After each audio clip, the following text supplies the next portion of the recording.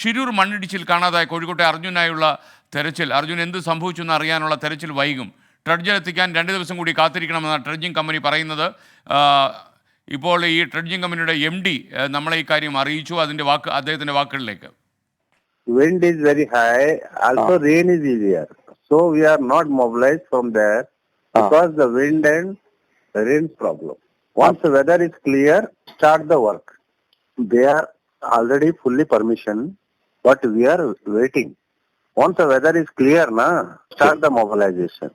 Suppose we are forcibly mobilized in any accident, our vessel, so insurance is not claimed.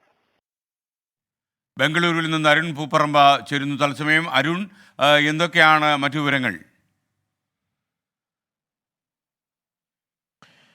SKN dredger എത്തിക്കാൻ 2 ദിവസം കൂടി കാത്തിരിക്കണമെന്നാണ് ഇപ്പോൾ ഈ കാർവാർ ആസ്ഥാനമായിട്ടുള്ള ഈ ഡ്രഡ്ജിംഗ് കമ്പനിയുടെ MD ഇപ്പോൾ നമ്മോട് പ്രതികരിച്ചിട്ടുള്ളത്. നിലവിൽ കാലാവസ്ഥ അനുകൂലമായെന്ന് പറയാൻ സാധിക്കില്ല.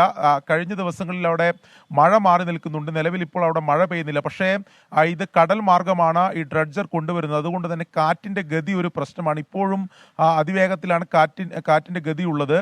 അത്തരമൊരു സാഹചര്യത്തിൽ കടൽ മാർഗം ഈ ഡ്രഡ്ജർ എത്തിക്കാൻ സാധിക്കില്ല എന്നതാണ് ഈ ഡ്രഡ്ജിംഗ് കമ്പനി പറയുന്നത്. അതുകൊണ്ട് 2 ദിവസം കൂടി കാത്തിരിക്കണം. അത് കാലാവസ്ഥ പരിശോധിച്ചതിന് ശേഷം അനുകൂലമാണെങ്കിൽ 2 ദിവസത്തിന് ശേഷം ഗോവ പോർട്ടിൽ നിന്ന് ഡ്രഡ്ജർ ഈ ഷിരൂരിലേക്ക് ഗംഗാവലി പുഴയിലേക്ക് എത്തിക്കാൻ സാധിക്കുമെന്നാണ് ഈ കമ്പനി പറയുന്നത്. ഗോവ പോർട്ടിൽ നിന്ന് 38 മണിക്കൂർ ആവശ്യമാണ് ഗംഗാവലി പുഴയിലേക്ക് എത്തിക്കേണ്ടത്. അങ്ങനെയാണെങ്കിൽ 2 ദിവസം കഴിഞ്ഞതിന് ശേഷം കാലാവസ്ഥ അനുകൂലമാണെങ്കിൽ ഒരുപക്ഷെ ഒരു 3-4 ദിവസത്തിന് ശേഷം മാത്രമേ തെരച്ചിൽ പുനരാരംഭിക്കാനുള്ള സാധ്യത ഈ ഘട്ടത്തിൽ കാണുന്നുള്ളൂ. SK